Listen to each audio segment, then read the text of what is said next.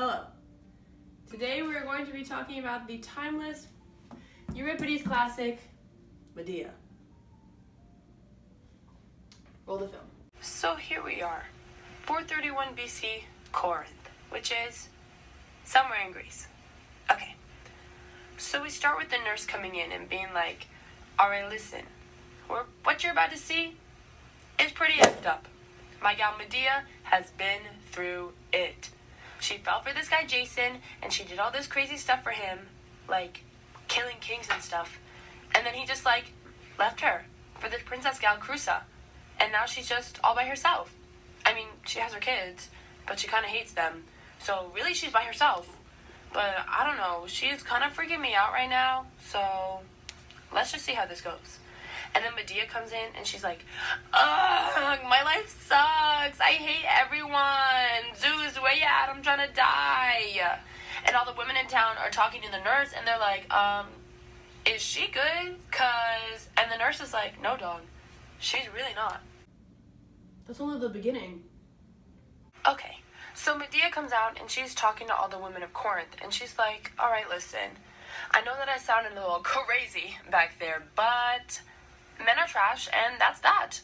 The man who I literally give everything to fracking left me for some stank-ass whore. Us women, we literally run everything.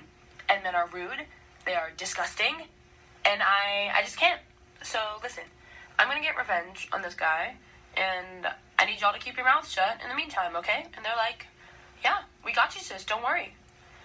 And then Creon, the king guy, who is also Crusa's dad, comes over and he's like, yeah, hey Medea, you're crazy, I'm scared of you, boom, you're banished. And Medea's like, shit, I have so many enemies, and they're all gonna try to kill me. Let me try to play this off. Oh no, why are you banishing me? And Creon's like, probably because you're trying to kill my daughter. And Medea's like, what? That's such a rumor, really? Please let me stay. And he's all, nah, you're still banished.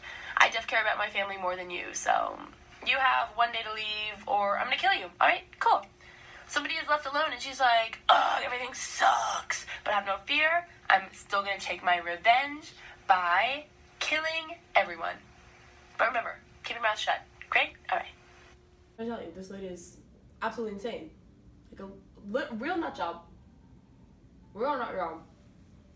Okay, so now Jason comes in, and he's like, Medea, listen, I know it's been rough on you, but you need to chill out. All these tantrums you're throwing right now are making things 10 times worse for yourself, so please chill out. I don't want you to die, because while you're an absolute psycho, you are still the mother of my children, and I love you. Which is, like, a super nice thing to do. Like, that was sweet.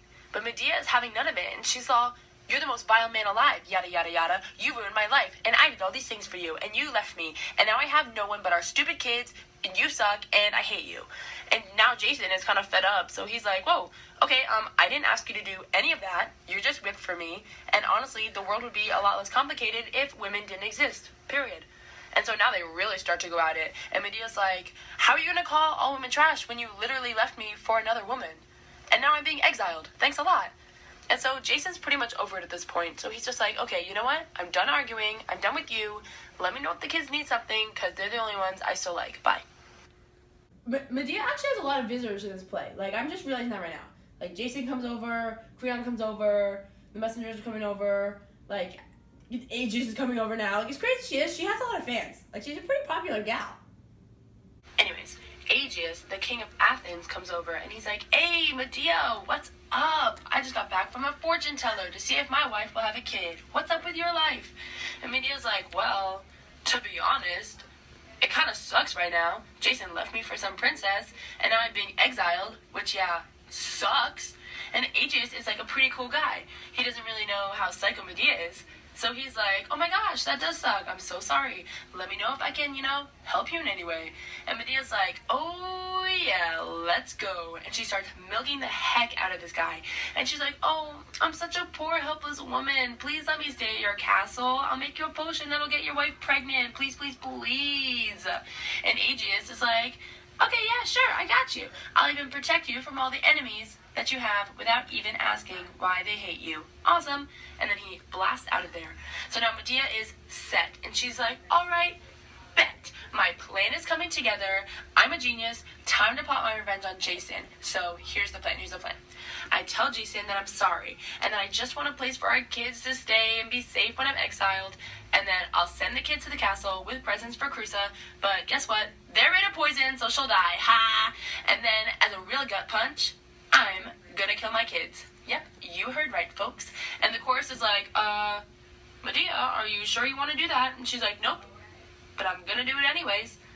And so that's what she goes and does. She calls Jason back, puts on this big boohoo cry show, which he falls for, sends her children, plus the death presents with him, whole time being all, I'm doing it for the kids, because I love them. And then she just sits back and waits for her plan to fall into place.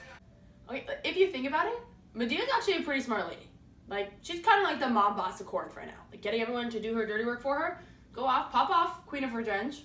You go off. Okay, so Medea is just chilling at her house, waiting to hear about her plan, when a little servant guy comes over and he's like, Medea, hey, great news, your children were like totally pardoned and they get to stay here. I mean, you're still being exiled, but... And Medea's like, what the fuck? Why didn't my plan work? Now the only way to get revenge is by killing my kids. I didn't really want to do that. Oh, maybe I won't. Yeah, I will. Okay, I will. I'm gonna do it. Okay. And then that's when one of Jason's messengers comes in and he's like, Medea, you bitch, what the heck? Why would you do that? And she's like, oh yeah, here we go. What? I have no idea what you're talking about. Please tell me everything. And then he starts going in about how Cruza didn't want the kids at first, but then she saw the gifts and she accepted them and she put on the cape or whatever, and then she shriveled up and died. And then Creon was so upset that he ran over to her and he got poisoned too, and then he shriveled up and died. And Medea's like, okay, that's pretty awesome, lol. But I'm still super upset right now because I'm about to go kill my kids, so I'll be RB. And her kids are just there like, dude, I think our mom's gonna kill us. And the other one's like, yeah, what the fuck? I really don't think I'm ever gonna get over how crazy this play is. Like, the entire plot feels like a fever dream. Like, am I right? It's... Okay. Anyways, Jason comes over and he's like, oh my gosh, my life sucks. My wife and rich father-in-law are dead because my ex is crazy. Where's Medea? And the chorus is like, hey, yeah, hate to break it to you, but she's over there killing your kids. And then all of a sudden Medea just comes out of nowhere on a dragon-drawn chariot holding her dead kids, and she's like, ha ha ha, frick you, Jason. My grandpa is the sun god, and he thinks I'm the best, so I'm leaving with our dead kids. Suck it. And Jason is like, oh my gosh, you're the worst person ever. I hate you. You're the most terrible person alive. I wish I never met you. And then Medea just flies away. She just flies away. And then it just ends. Like, that's the end. What an acid trip, am I right? Well...